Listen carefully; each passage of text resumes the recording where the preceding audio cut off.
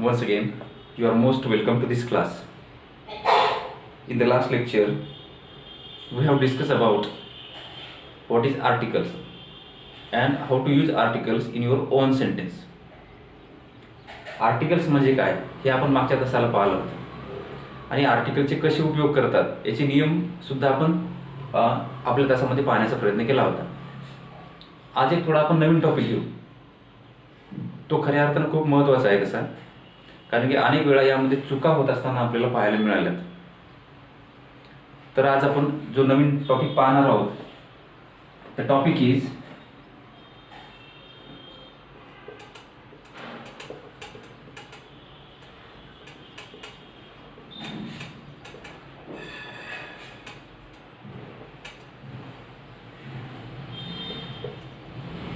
Uses of do, does आणि did. इंग्लिशमध्ये do, does आणि डिड याचा वापर होत असताना किंवा एखाद्या वेळेस तुम्ही कोणाचं भाषण वगैरे ऐकलं असेल, टी व्हीमध्ये काही इंग्लिश बातम्या वगैरे पाहिल्या असतील, पुस्तक वाचले असतील, अशा वेळेला आपण अनेक वेळा याचा उपयोग होताना पाहिला. अनेकांना याचा उपयोगही करता येत असेल, चांगलंच आहे. परंतु आपल्याला काही नेमक्या होणाऱ्या चुका टाळण्यासाठी किंवा एखाद्या वेळेस आपण unconsciously we make some mistakes. In order to avoid those mistakes, we have to go through this topic today.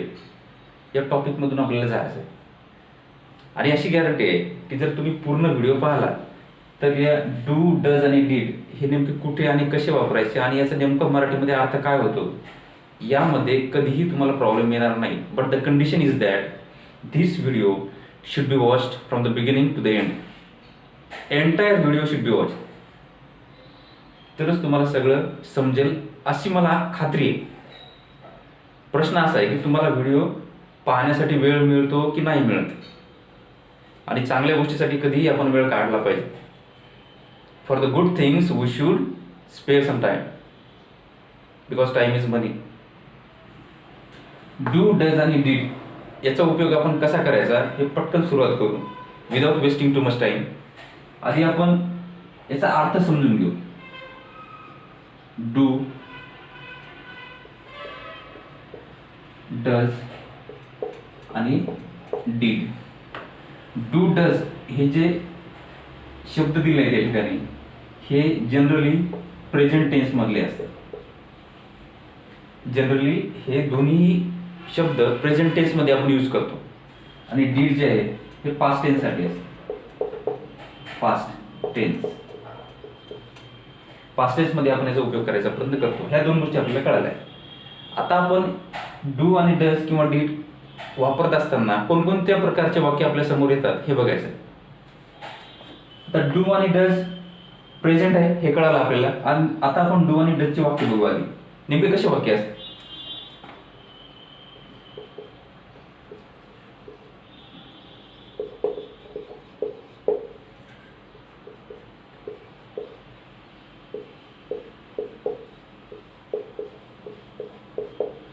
I do study, I do go to school.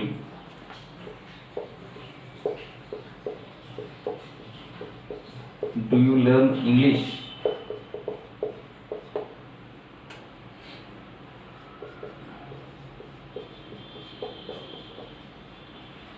I don't know. आता हे आपण सगळे वाक्य डूचा उपयोग असणारे पाहिले. अशा प्रकारचे जनरल वाक्य आपण पुस्तकामध्ये किंवा कुठेतरी ऐकतो. त्याचे नेमके अर्थ कसे कसे होतात हे बघू आपण आधी. I do study. आता हा दिलेला स्टडी क्रियापद म्हणून घेतला किंवा नाउन म्हणून घेतला तर या दोन्ही गोष्टींमध्ये थोडा फरक पडतो. सध्या हा जो दिलेला शब्द आहे हा ऑब्जेक्ट आपण नाउन म्हणून घेऊ. स्टडी, अभ्यास. आय डू स्टडी आणि हे या ठिकाणी काय एक क्रियापद म्हणून येते, V1. आय डू स्टडी, मी अभ्यास करतो. I do go to school. आता या ठिकाणी बघा, I do go to school आलं. या ठिकाणी हे क्रियापद दिसते, या ठिकाणी हे पण क्रियापद दिसते जर वरचं क्रियापद म्हणलं आपण तर. परंतु हे असे वाक्य जनरली केव्हा वापरतात ज्यावेळेस एखादी गोष्ट आहे ना गॅरंटी असते. म्हणजे I do go to school म्हणजे मी शाळेत जातोच असं म्हणण्यासाठी आपण असे दोन्ही क्रियापद सोबत घ्यायचा प्रयत्न करतो. नंतर डू यू लर्न इंग्लिश, तुम्ही इंग्लिश शिकता का? आपल्या या ठिकाणी फॉर्मल क्वेश्चन तयार करण्यासाठी सुद्धा आपण डूचा उपयोग करतो. फॉर्मल क्वेश्चन म्हणजे काय? The answer of this questions are given in yes or no. अशा प्रश्नाचे उत्तर येस किंवा नो मध्ये असतात. Therefore that is called formal question because it begins with form. Do has been taken as a helping verb here. Then I don't know, या ठिकाणी आपण do has been taken in a negative form. Negative मध्ये आपण घेतला I don't no, मला माहित नाही. अशा प्रकारचे डूचे उपयोग होतात. डूचा उपयोग नेमका कधी करायचा असतो? तृतीय पुरुषी एकवचनी जे सिंग्युलर थर्ड पर्सन ज्यावेळेस सब्जेक्ट नसतो किंवा सिंग्युलर थर्ड पर्सन ज्या वेळेस कर्ता नसतो, अशा वेळेला जनरली आपल्याला डू वापरायचा असतो इन सिंपल प्रेझेंट टेन्स. साध्या वर्तमान काळामध्ये जनरली डूचा वापर होतो किंवा डू हा जे शब्द आहे हा सिंपल प्रेझेंट टेन्स हाच दर्शवतो, हा टेन्स दर्शवतो. काही आणखी उदाहरण बघू आपण. You should not get confused. Listen to me carefully. Only then and there you will understand everything what is been taught here.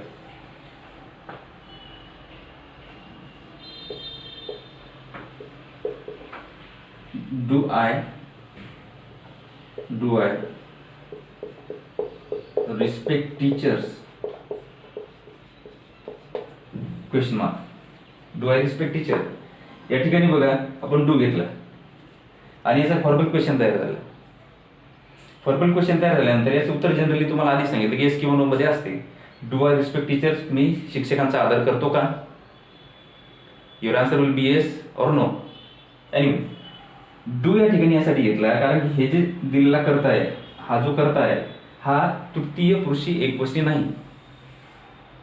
तृतीय पुरुषी म्हणजे साध्या भाषेमध्ये जर तुम्हाला सांगायचं झालं, मी प्रथम असतो, माझ्या समोर जो व्यक्ती आहे त्याला आपण द्वितीय म्हणतो म्हणजे सेकंड म्हणतो, आणि हे दोन्ही सोडून जे तिसरं असते त्याला थर्ड म्हणतो आपण, थर्ड पर्सन. म्हणजे ज्या वेळेस थर्ड पर्सन येत नाही अशा वेळेला एकवचनी असो की अनेकवचनी सब्जेक्ट असतो, अशा वेळेला डू वापरायचा असतो. थोडं समोर गेलं की तुम्हाला कळेलच ते काय नेमकं. Do I respect teachers, do I respect teacher, हा डू या ठिकाणी फक्त आय आहे आणि हा आय थर्ड पर्सन नाही त्यामुळे घेतलं. याचा अर्थ होतो मी शिक्षकांचा आदर करतो का? दुसरं, समजा एक वाक्य आहे, आणखी डूचा वापर सांगतो तुम्हाला. एक वाक्य आहे, दे स्पीक इंग्लिश. हे एक वाक्य आहे, दे स्पीक इंग्लिश. ते इंग्रजी बोलतात. This sentence has been written in simple present tense because there is formula S plus V1 plus object. V1 means here main verb, subject plus main verb plus object. Therefore this sentence is written in simple present tense. असो, आता हे वाक्य आपल्याला जर असं म्हटलं की frame WH type questions, with help of this sentence, या वाक्याच्या आधारावर तुम्हाला WH टाइप क्वेश्चन तयार करायचे आहे. म्हणून आपल्याला अशा वेळेला डूचा उपयोग होतो. ज्यावेळेस प्रेझेंट टेन्स असतो आणि तुम्हाला WH टाइप क्वेश्चन तयार करायचे सांगितलेले असतात, अशा वेळेला उपयोग होतो डूचा. कसं बघू आपण. दे स्पीक इंग्लिश, ते इंग्रजी बोलतात. आता प्रश्न कसे मराठीमध्ये तयार होतील? ते इंग्रजी बोलतात का? Do they speak English. ते केव्हा इंग्रजी बोलतात? When do they speak English. ते इंग्रजी कसे बोलतात? How do they speak English. ते इंग्रजी कुठे बोलतात? Where do they speak English. आता हे जेवढे जे मी वाक्य सांगितले प्रत्येक ठिकाणी आपल्याला डू पाहायला मिळालं. You know why? Because there is not third person in simple present tense. Third person नाही सिंपल प्रेझेंट टेन्समध्ये. अशा वेळेला आपल्याला डूचाच पर्याय असतो while framing the questions. For example, one example घेऊ आपण. When do they speak English question mark. वाक्य बघा, हे दिलेले जे वाक्य आहे या वाक्याचा आपल्याला WH टाइप क्वेश्चन तयार करायला सांगितलं. Whenever we are asked to frame WH type question with the help of the given sentence, and if the given sentence is in simple present tense, that time do helps you. Do तुम्हाला मदत करतो WH type question frame करण्यासाठी. प्रश्न जर आपल्याला असा तयार करायचा की ते इंग्रजी बोलतात, ते केव्हा इंग्रजी बोलतात, केव्हासाठी आपण शब्द घेतला वेन. वेनच्या नंतर आपल्याला डू, डज, डीड या 3 पैकी काहीतरी घ्यावं लागते. अवलंबून असते या वाक्यावर हे वाक्य कोणत्या काळामधलं आहे. हे सिंपल प्रेझेंट टेन्स मधलं आहे. अशा वेळेला आपल्याकडे 2 पर्याय असतात, डू किंवा does. We have 2 options, either do or does. या ठिकाणी आपण डूज का घ्यायचा, कारण की बघा हा दिलेला जो शब्द आहे ना, हा तृतीय पुरुषी एकवचनी नाही. एकच डोक्यात ठेवायचं आपल्याला, तृतीय पुरुषी एकवचनी नाही. अशा वेळेला आपल्याला डू घ्यायचा असतो. फेन डू घेतला, त्यानंतर सब्जेक्ट ॲज इट इज, त्यानंतर whatever the sentence is there it has to be taken as it is. जसं आहे तसं आपण घ्यायचं असते, म्हणून आपण घेतलं when do they speak English. ते इंग्रजी केव्हा बोलतात. डूचा प्रश्नामध्ये उपयोग कसा करायचा हे आपल्याला सहज समजलं असेल. आता आणखी यानंतर तुम्हाला कोणतेही क्वेश्चन फ्रेम करायचे झाले तर हा शब्द बदलला की तुमचे प्रश्न ऑटोमॅटिक तयार होतील. Your questions automatically will be there. For example फेन आपण कधी किंवा केव्हा ते इंग्रजी बोलतात, आपण वेन घेतलं. कुठे इंग्रजी बोलतात, just we have to replace this word with where. Where do they speak English, ते इंग्रजी कुठे बोलतात, कधी बोलतात ते झालं, कसे बोलतात. हाऊ शब्द या ठिकाणी टाकला की तुमचा प्रश्न तयार झाला, how do they speak English. म्हणजे अशा प्रकारे आपल्याला डूचा उपयोग प्रश्नामध्ये कसा करायचा हे समजलं असेल. आता याचे काही जास्त एक्झाम्पल मी देत नाही, कारण की हा शब्द बदलला की तुमचा प्रश्न तयार होतो.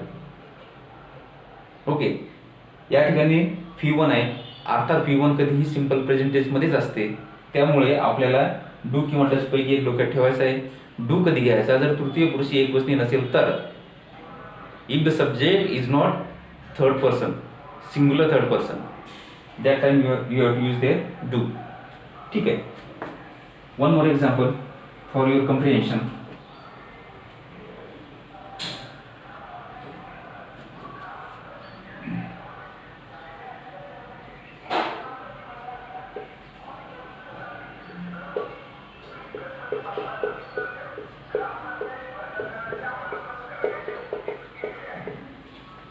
She speaks English.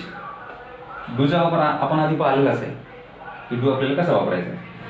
आता आपण डज बघू काय करायचं. डजचा उपयोग कसा करायचा हे आपल्याला पाहायचं आहे. We are going to talk on does, how to use it in your sentence, in your own sentence. She speaks English. This sentence is also in simple present tense because s plus V1 plus object. S plus P1 means here main verb plus object. आता अशा वेळेला तुम्हाला for example WH type question frame करायचा याचं. तर आपण आधीच बोललो होतो की तृतीय पुरुषी एकवचनी असेल तर अशा वेळेला डज वापरायचा आणि तृतीय पुरुषी एकवचनी नसेल तर डू वापरायचा. एवढंच लक्षात ठेवायचं. आता हा शी जे शब्द आहे, शी हा तृतीय पुरुषी एकवचनी आहे. का? कारण मी आधीच बोललो की मी प्रथम असतो, आपल्या समोरचा द्वितीय असतो म्हणजे दुसरा असतो, आणि हे 2 सोडून जे नेक्स्ट असतात इतर कोणी असेल त्याला आपण तृतीय म्हणतो. आणि तृतीय पुरुषी एकवचनी असेल तर अशा वेळेला क्रियापदाला येस वापरतात इन सिंपल प्रेझेंट टेन्स. प्रत्यय म्हणून, ॲज अ सफिक्स म्हणून we should use there yes. बघू आपण आता याच प्रश्नाचे आपल्याला काही प्रश्न तयार करायचे जसे आपण पहिल्या वाक्याचे केले. शी स्पीक्स इंग्लिश, ती इंग्रजी बोलते. आपल्याला म्हणायचे की ती कशी इंग्रजी बोलते, कशासाठी कोणता शब्द आहे, हाऊ शब्द आहे. मग आपण हाऊ शब्द समोर घ्यायचा, घेतला. We have taken there how. Now the question is whether you have to take do or does. आपल्याला डू घ्यायचा की डज घ्यायचा हे कशावर अवलंबून आहे. Depends on the sentence. हे सेंटेन्सवर अवलंबून आहे. फर्दरमोर त्यापेक्षाही महत्त्वाचं काय, the most important thing is that whether there is third person or not. त्या ठिकाणी थर्ड पर्सन आहे किंवा नाही. आता आपल्याला कळालं, we understood that there is third person, that time we have to use there does. How does, how does. Does घेतल्यानंतर या ठिकाणी there should be subject. How does she? Then the verb speak. याचा yes काढून टाकायचा. Yes should be removed there. You know why? Because at the place of yes means for the yes म्हणू आपण त्याला. yes च्या exchange मध्ये आपण या ठिकाणी does घेतला. How does she speak? yes काढून टाकला आपण इंग्लिश. अशा प्रकारे हा प्रश्न झाला. How does she speak English, ती इंग्रजी कशी बोलते. हाऊच्या ठिकाणी तुम्ही WH टाईप मधले शब्द बदलत राहा, तुमचा प्रश्न बदलेल, अर्थ बदलेल. Where does she speak English, ती इंग्रजी कुठे बोलते. When does she speak English, ती इंग्लिश केव्हा बोलते. अशा प्रकारे तुम्ही डू आणि डजचा वापर करू शकता. आता व्हर्बल क्वेश्चन आणि डब्ल्यूएच टाईप क्वेश्चन मधला छोटासा एक फरक आहे. हा डब्ल्यूएच टाईप म्हणजे काय, डब्ल्यू किंवा एच ने सुरू होणारे प्रश्न. आता हा एच ने सुरू झाला. फॉर एक्झाम्पल मी हे इट हॅज बीन हिडन, लपून ठेवली. तर हा जर प्रश्न तुम्ही असला डज शी स्पीक इंग्लिश, याचा अर्थ काय होतो की ती इंग्रजी बोलते का. Because this question is changed into verbal question and the answer of the verbal question always is in yes or no. कधीही येस किंवा नो मध्ये त्याचे उत्तर असतात. म्हणून verbal question and WH type question ह्या दोन गोष्टी काही जास्त अवघड नाहीत. तुम्ही डब्ल्यू शब्द काढला की ऑटोमॅटिक त्या ठिकाणी व्हर्बल क्वेश्चन तयार होतो. असो, तोही आपण नंतर बघूच तो भाग. सध्याच आपल्याला हेच बघायचं की डू आणि डज कुठे वापरायचं. One more example.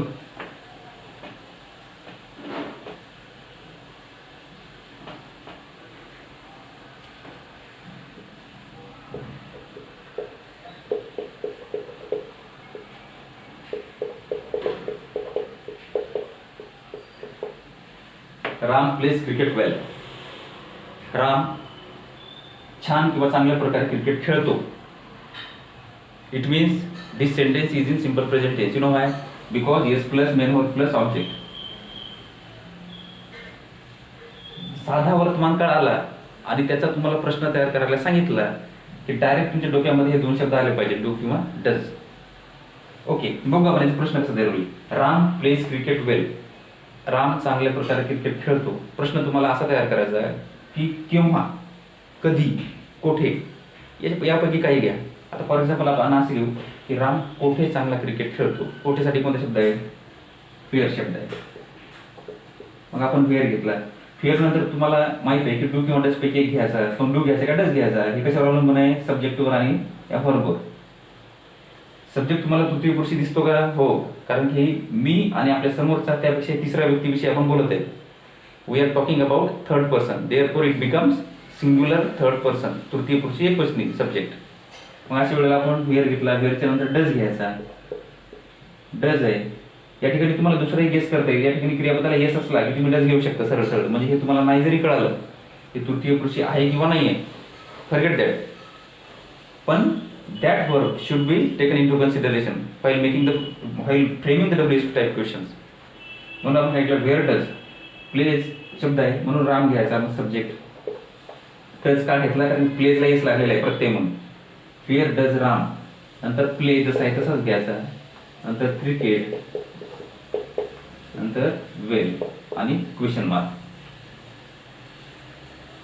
अशा प्रकारचे ग्रामरचे पण प्रश्न असतात, पेपरमध्ये विचारतात. तुम्हाला एक क्वेश्चन देतात आणि डब्ल्यूएच टाईप क्वेश्चन तयार करा असंही म्हणतात. कधी कधी तुम्हाला असं म्हणतात, in order to get the underline part of the sentence as an answer frame WH type question. Underline केलेला जो शब्द आहे किंवा भाग आहे त्या वाक्याचा ते उत्तर येण्यासाठी एक प्रश्न तयार करा. तो वेगळा भाग आहे. सध्या आपल्याला हेच बघायचं आहे की डू आणि डजचा उपयोग कसा करतात. आता या दोन विषयावर मला वाटतं जास्त चर्चा झाली. फक्त एकच बघू आपण की निगेटिव्ह कसा याचा उपयोग होतो. निगेटिव्ह म्हणजे काय नाही, डोंट आणि डझंट याचा उपयोग. उदाहरणार्थ, आय स्पीक इंग्लिश, मी इंग्रजी बोलतो. आय डोंट स्पीक इंग्लिश, मी इंग्रजी बोलत नाही.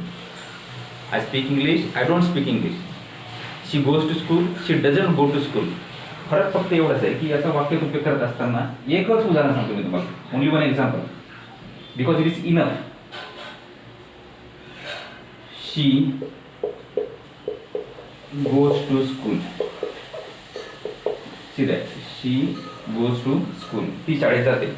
Once again this sentence is in simple present tense because there is es or yes प्रत्यय लागलेला आहे. अशा वेळेला पण आपल्याला कळते की हे सिंपल प्रेझेंट मधलं वाक्य. बरं, याचं निगेटिव्ह करायचं आपल्याला फक्त शिकायचं आहे. शी या ठिकाणी डायरेक्ट गो झालेलं आहे, येस लागलेलं आहे म्हणून आपण काय घ्यायचं, डझंट. DOESN''T अशा प्रकारे शॉर्टकटमध्ये नॉट याला जोडतो आपण. शी डझंट किंवा शी डज नॉट अशा प्रकारे तुम्ही करू शकता. शी डझंट गो. आता या ठिकाणी ES या ठिकाणी घेतलेला आहे आपण ऑलरेडी. म्हणजे ES साठी आपण डझंट वापरले किंवा डज वापरले, म्हणजे गो आपल्याला फक्त गो घ्यायचं. आणि school, she goes to school, she doesn't go to school. ती शाळेत जाते, ती शाळेत जात नाही. दुसरं वाक्य घेऊ आपण, डूचं.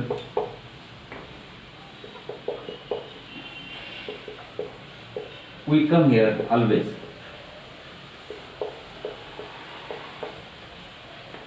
वी कम हिअर ऑलवेज किंवा वी ऑलवेज कम हिअर काही आहे. तर सध्याच आपण हे बघू, we come here always.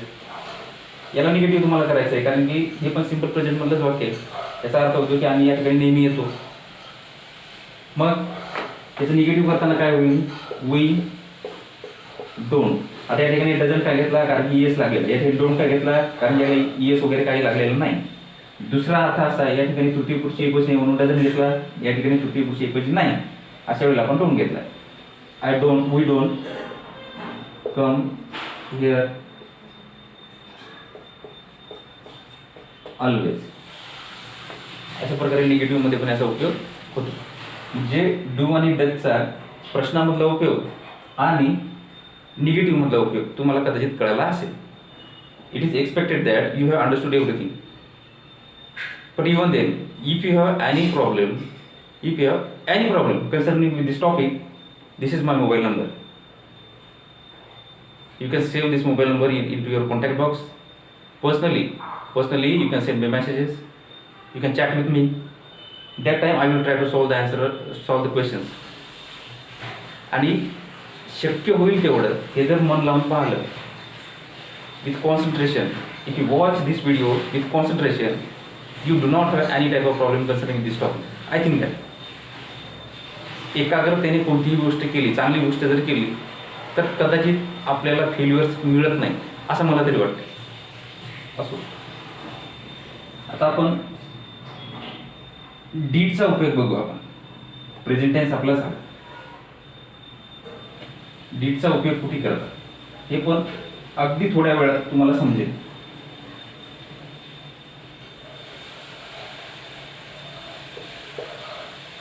She spoke English. एक सेंटेन्स. दुसरं, we ate mango. तिसरं, she completed homework. 3 वाक्य एक्झाम्पल म्हणून आपण घेतले. या 3 वाक्यामध्येच तुम्हाला कळेल की डीड कुठे वापरायचा आणि कसा वापरायचा. डीड सुरुवातीला बोलत असताना in the beginning we have talk about that did is used in simple past tense. Simple past tense मध्ये आपल्याला डीड वापरायचा असतो. ठीक आहे, बरोबर आहे. कारण हे तिन्ही जे वाक्य आहेत हे बघा, एस प्लस V2 म्हटलेलं आहे. V2 means second form of the verb, क्रियापदाचं दुसरं रूप, करता क्रियापदाचं दुसरं रूप आणि ऑब्जेक्ट. S plus V2 plus O, S plus V2 plus O, same there. अशा वेळेला डीडचा उपयोग कसा करायचा आहे बघायचा आहे. आता आपण प्रश्नामध्ये आधी बघू. प्रश्नामध्ये ठीक आहे, शी स्पोक इंग्लिश, ती इंग्रजी बोलली. ती केव्हा इंग्रजी बोलली, केव्हासाठी कोणता शब्द आहे, फेन आहे. फेन घेतला आपण. V2 आहे म्हणजे हे सिंपल पास्ट टेन्स आहे. अशा वेळेला आपल्याला WH शब्दानंतर डीड घ्यायचा, घेतला. नंतर शी, डीड घेतलेला आहे म्हणून या स्पोकचं स्पीक करायचं इंग्लिश आणि क्वेश्चन मार्क.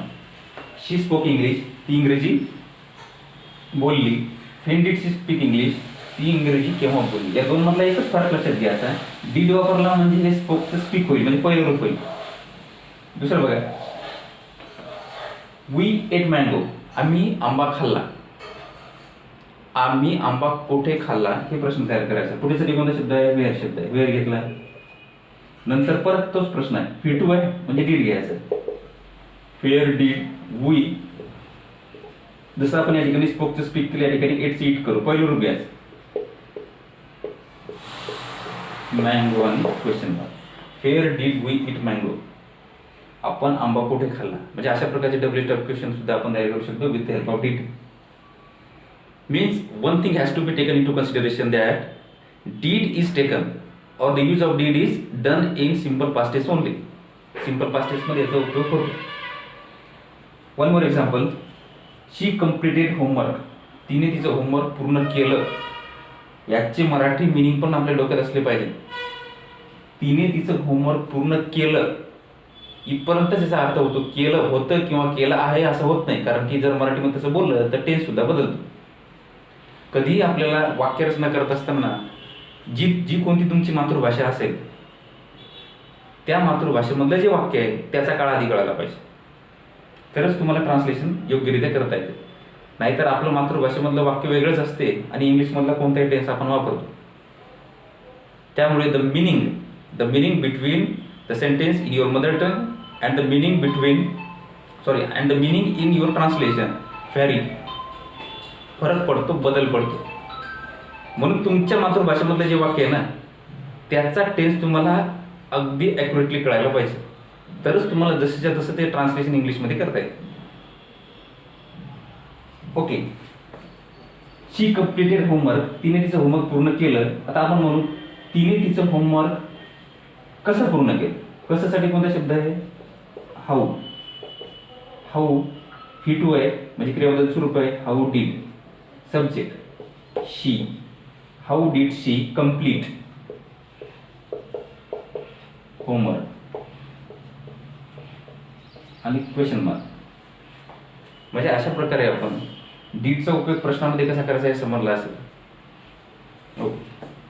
आता याचा निगेटिव्ह बघू आपण आणि हा तास येथे संपू.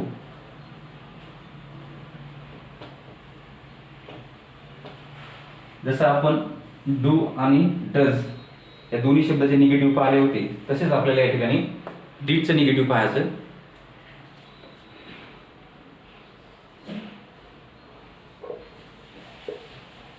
सीमा failed in the exam. Seema failed in the exam. Seema failed in the exam. This sentence is in simple past tense because s plus v2 plus object. या ठिकाणी ऑब्जेक्ट वगैरे नाही, या ठिकाणी कॉम्प्लिमेंटरी म्हणतो आपण. ठीक आहे, s plus v2 पर्यंत जे काही कोणतेही काळ असतात ना ते जनरली कर्त्यापासून क्रियापदापर्यंत तुम्ही चांगले वाचले किंवा समजून येण्याचा प्रयत्न केला की तुम्हाला पटकन काळ समजतो. पुढचं काही तेवढं महत्त्वाचं नसतं, पुढचं समोर काय वापरलेलं आहे. एस प्लस v2 आणि हे formula, this formula is in simple past tense. याचा आपल्याला निगेटिव्ह बनायचं. याचा अर्थ काय आहे बघू आपण. सीमा फेल इन द एक्झाम, ती परीक्षेमध्ये नापास झाली, फक्त झाली, आहे किंवा होती नाही, ती परीक्षेमध्ये फेल झाली किंवा नापास झाली. याचा निगेटिव्ह आपण करू आपण. सीमा didn't.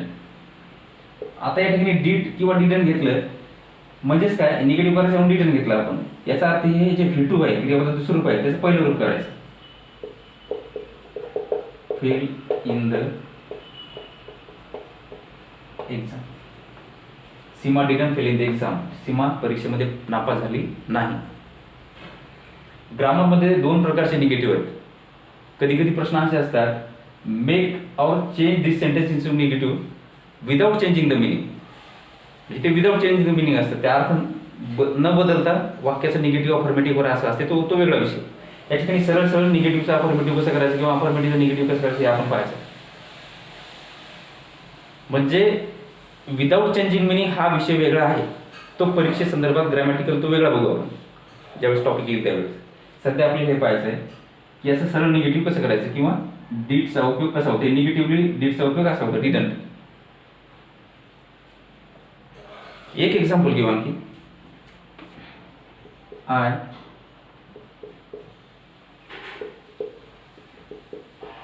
Jump into the river. I jump into the river. ed लागलेला आहे, means it is second form of the verb. क्रियापद दुसरं रूप आहे. I jump into the river, मी नदीमध्ये उडी मारली. आपल्याला याचं निगेटिव्ह करायचं आहे. सेम आहे, दोन्ही मधला रूल एकच आहे. या ठिकाणी ईडी पण आहे, या ठिकाणी ईडी. ईडी असो किंवा नसो, काही काही क्रियापदाचे दुसरं रूप वेगळ्या पद्धतीने होतात, परंतु दुसरं रूप आहे हे जरी तुम्हाला कळालं तर डीडचा उपयोग कसा करायचा हे कळतो. नंतर याचं निगेटिव्ह आपण बोलू. I didn't jump. याचं बघा पहिलं रूप केलं आपण, इनटू द रिव्हर. बघा डिडंट वापरला हे दिलेल्या क्रियापदाचे पहिले रूप आपल्याला घ्यायचे असतात. अशा प्रकारे डू, डज आणि डीडचा उपयोग कसा करतात हे अगदी सोप्या भाषेमध्ये आपण सांगण्याचा प्रयत्न केला. मला अशी शाश्वती आहे की यामध्ये तुम्हाला काही प्रॉब्लेम नसावा, सगळ्या गोष्टी जवळपास समजल्या असतील. पण तरीही जर काही गोष्टी नाही समजल्या तर यूट्यूबच्या खाली कमेंट बॉक्स असतो, त्या कमेंट बॉक्समध्ये तुमचा प्रश्न तुम्ही टाईप करू शकता. जेवढं शक्य होईल तेवढं लवकर I will reach to your questions and your questions will be solve. काही सजेशन्स असले, काही शिकवत असताना in the flow of teaching किंवा in the flow of discussion some of the mistakes are done. Those mistakes are done unconsciously. नाही, कधी कधी problem येतो, नकळत चुका होतात. पण शक्यतो मी चुका होऊ देत नाही किंवा चुका करणार नाही याची गॅरंटी माझ्याजवळ असली पाहिजे किंवा कॉन्फिडन्स माझ्याकडे असला पाहिजे. असेच मी जनरली व्हिडिओ बनवण्याचा किंवा शूट करण्याचा प्रयत्न करतो. तरी काही प्रॉब्लेम म्हटला तर कमेंट बॉक्समध्ये तुम्ही leave your questions in the comment box and your comments or your questions your queries 101% will be answered. They won't remain unanswered. तसं होणारच नाही. Okay, thanks for watching. आणि if you like my videos keep watching. आणि जेवढं शक्य होईल तेवढं from the beginning to the end video पाहण्याचा प्रयत्न करा, तरच काही गोष्टी आपल्याला कळतात. सहजासहजी 2 मिनिटात व्हिडिओ ट्रॅक केला समोर आणि पाहायला म्हणजे सगळं काही कळत नसते. आणि नोट्स लिहून ठेवायच्या, जे whatever the important points are there or during the learning teaching process or teaching learning process, that time the important points should be noted down in your notebooks, because it's a sign of a good students, it's a sign of a good learners or viewers. Okay, thanks for watching. Have a nice day.